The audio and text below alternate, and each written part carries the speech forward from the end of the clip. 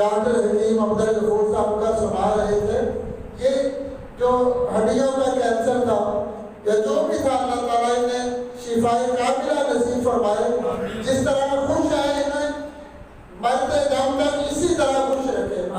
جب ان کو پہلے دن لے کر آئے تو میرا خیال یہ سہارے پکڑا تھا، یہ کرسی پر بیٹھے زمین پر بیٹھ نہیں سکتے تھے۔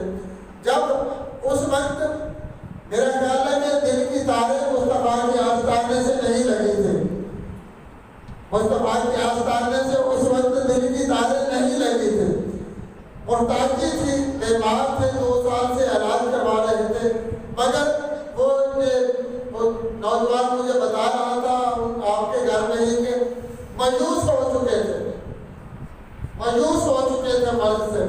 جب دوسری بار آئے تو سہارے سے پہلی بار چل کر آئے، کرسی پر بیٹھے تو دوسرے جمعۃ المبارک جب مصطفیٰ کے در سے لو لگانی تھی، مصطفیٰ کے آستانے سے لو لگانی تھی، نام مصطفیٰ لبوں پر سجا لیا تھا، حضور کی ذات پر درود و سلام پڑھنا شروع کر دیا تھا، جب دوسری بار آئے تو بغیر کسی محتاجی کے چل کر خود اندر آئے اور زمین پر بیٹھ گئے۔ سبحان اللہ۔ اور رب کا کرم ہے، حضور کے در کی خاک ان کے سر پر پڑی، حضور کا نام ان کے دل پر سجا، ان کی زبان پر سجا، تو رب کائنات نے ان کو اس مردی مرض سے نجات عطا فرما دی۔ سبحان اللہ۔ یہ جو سارا کمال ہے، سارا کمال ہے، وہ نام مصطفیٰ کا ہے۔ سبحان اللہ۔ سارا کمال نسبت مصطفیٰ کا ہے۔ سبحان اللہ۔ سارا کمال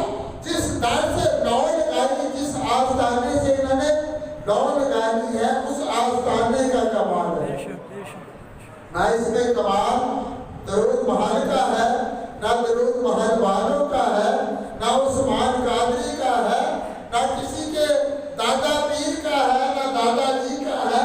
کمال ہے تو نام مصطفیٰ کا ہے، کمال ہے تو میرے مصطفیٰ کے ذکر کا ہے، کمال ہے تو درود و سلام کا ہے، کمال ہے تو نقش دلال پاک کا ہے۔ بے شک بے شک۔ بندے کا